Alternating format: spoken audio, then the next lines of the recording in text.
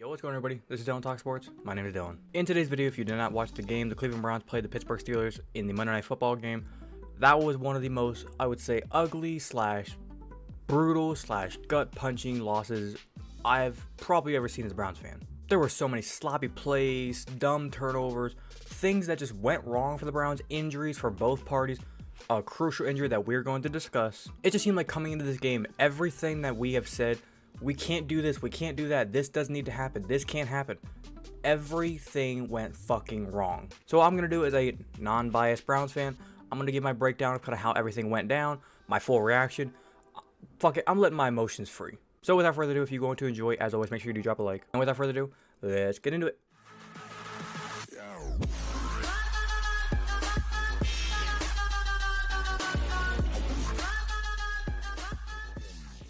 I don't even know where to fucking start. So first emotions, now that I've had time to sleep on it. Because believe me, at the conclusion of the game, I was hot. Everybody was hot. I was on Twitter. I was tweeting out. If you don't follow me, Twitter link in the description. Everybody on Twitter, Browns Twitter, was all basically commenting and tweeting throughout the game. We were hot at the end of that game. And myself and a couple of other people did tweet out basically saying, we need to just put the phones down, sit down, sleep on it, come back the next day. And that's what we're going to do now. So looking big picture at the entire performance, how did the team do? Well, let's start with the bright side of the team.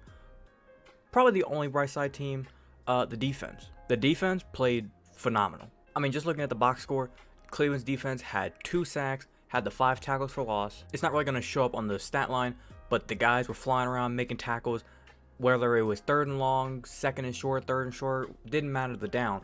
We were shutting them down. There was a stat I saw, I'll try to put it on screen if I can find it again, but basically it showed that the Browns held the Steelers from getting inside the 35-yard line. It was either 30 or 35-yard line the entire game. And when I saw that, I was like, no, that can't be correct. But then I kind of thought about it, and I thought to the game, and I was like, holy shit, they didn't. Like, the entire game, the only time the Steelers were inside the 35-yard line of, like, getting close to their own red zone was whenever they scored the 71-yard touchdown. Other than that, the Steelers were never down in opponent's territory inside the 35. If you were going to tell me that before this game happened, hey, the Browns defense is going to hold the Steelers from getting inside the 35-yard line the entire game, I would have looked at you with a straight face and said, did we blow them out? We also had a forced fumble.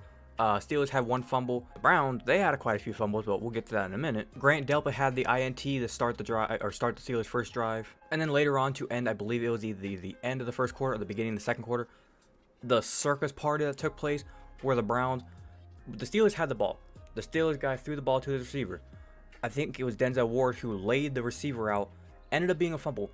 At first glance, it looked like it was probably just a drop catch, but it was a catch. It was a fumble. Ball goes flying down. Browns pick it up, start running with it, fumble it. JOK, I think, was the guy that ended up picking up it again. He fumbles it. It goes into a Steelers guy's hand, but it almost seems like all he was able to do was just pick the ball up a little bit, and then the ball went flying. At that moment, I was like, don't tell me they're going to get this ball back to the Steelers at like the 6-yard line, just make it 3rd and 40. But no, they kept it with the Browns. The Browns kept the ball. The front four, they were causing trouble. Myles Garrett was getting pressure. Zadarius Smith was getting pressure. There was a moment with Zadarius Smith where he did have a slight injury, but he did come back on the field. Same thing with Denzel Ward. He had a slight injury. He came back on the field, laid that boom. All in all, that defense played phenomenal. I believe they only, just themselves, they only allowed 12 points the entire game. That's it. So real quick, if you want to look at the score of 22-26 and say, okay, they only allowed 12 points. Oh. Anybody out there that's trying to blame any player or any person on the defensive staff of the Cleveland Browns, you're stupid. Now real quick, let's go on to kind of the yay, nay, you did your job, but you kind of didn't part of the team. The special teams. First part, Dustin Hopkins. When you made the first field goal, I was thinking, oh my God, this kicker is awesome. He's going to make all his kicks. And then, I don't know if it was the wind or if he just shanked it. The second kick, whenever that whole circus party went on.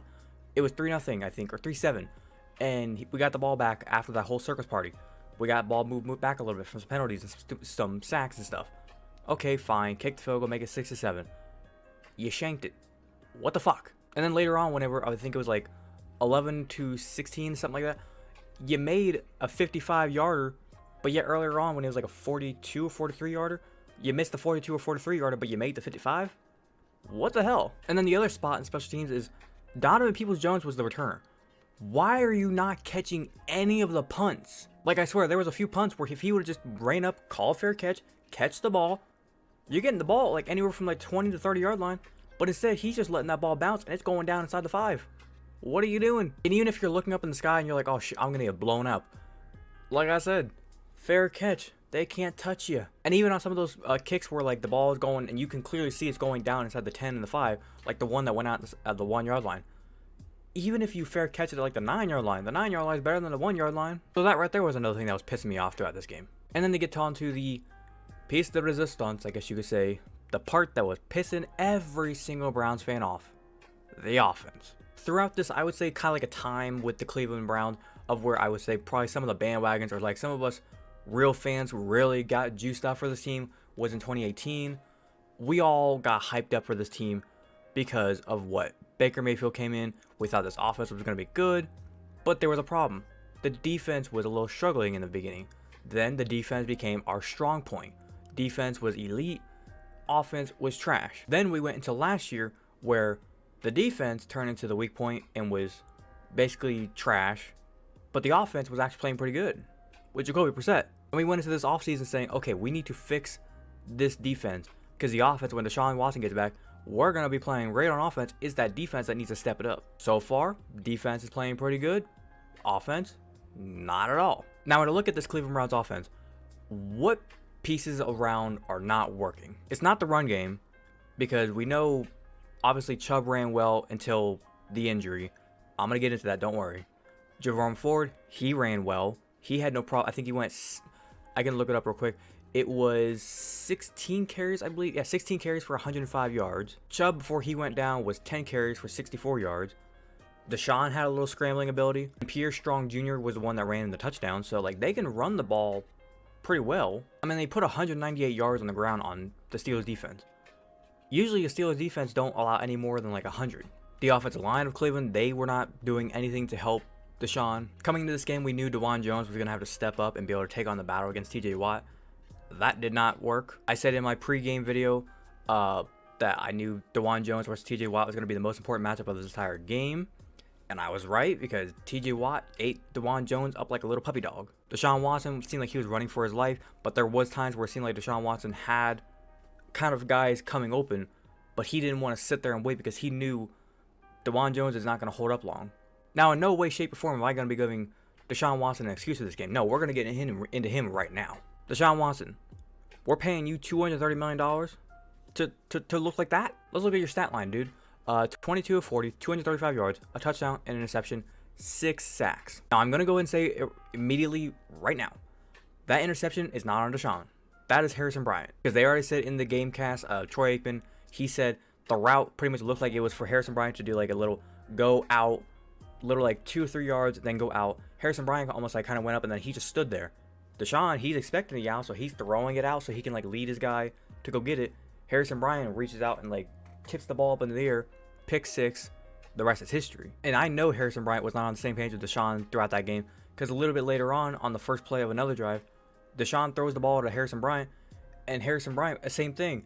It's another out route, and Harrison Bryant is just standing there. So overall, looking at the stat line, if you were going to tell me Deshaun went 22 of 40, 235 yards, a touchdown, no interceptions, and say we take up, like I said, take off that interception, 22-19 at that point, they would be.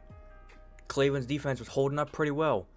If Cleveland's offense could just not do turnovers, not make dumb mistakes, realistically, this could have been 22-12. Now, why do I say that? Because this Pittsburgh's offense scored less points than their defense. Pittsburgh's offense had the 2 field goals and the touchdown, and then they failed the 2-point conversion. That makes 12. Pittsburgh's defense had the pick 6 the first play of the game. They're 7. And then they had the fumble recovery on Deshaun Watson, where they stripped TJ Watt, or Alex Highsmith stripped the ball away from Deshaun Watson. TJ Watt picked it up, ran it in. There's another 7 points. I mean, it all kind of comes down to this. The defense was holding Pittsburgh in check almost the entire game, except for that one 71-yard pass touchdown. And there is a part of me that says, if Cleveland doesn't fumble the ball there, if Deshaun doesn't fumble the ball there at the end, there was, I think, like 7 or 8 minutes left. If he doesn't fumble the ball there, you take the sack. Okay, cool. Take the sack. Next play, come on. Just do like a little halfback draw. Get about 3 or 4 yards back. You're getting the clock down to maybe like 6 minutes, 6:30 left. You punt the ball. your defense is playing good, you can hold Pittsburgh in check. Now, could they have come down and got a field goal? Yeah, but it could have went to at least overtime, had another fighting chance there. Two more things I want to get into. The refs. I don't know what was going on with those referees. It seemed like sometimes they were on the Pittsburgh side, other times they were lingering more for favoring Cleveland, and then other times they were just throwing flags for whatever they felt like it. What do I mean by that? There was holding calls that didn't make sense. There was face mask calls being held. Now, I understand the two on Deshaun Watson. Deshaun, what the fuck are you doing? Put your fingers where they don't belong. There were a couple PI calls that were not making sense. The PI call at the end of the game that could have given Cleveland a chance to at least keep moving the ball down the field, maybe giving them a chance to go down and get a touchdown. What the hell's going on with that? And if you don't know what I'm talking about, right here, on screen, you see that? Joey Porter, get your hands out of there. They don't belong there. Like I said, it just seemed like the refs, they never picked a side. Or like if they were going to call that sort of penalty earlier on the game, keep it consistent. If you're going to call that penalty in the first quarter, call it in the fourth quarter. Now, getting back to Cleveland's offense, like I said, receiving core, they played great. They played pretty good. Amari Cooper was making some clutch catches. David Njoku had the big run. I believe it was like a 30-40 yard run. That was basically only the bright side.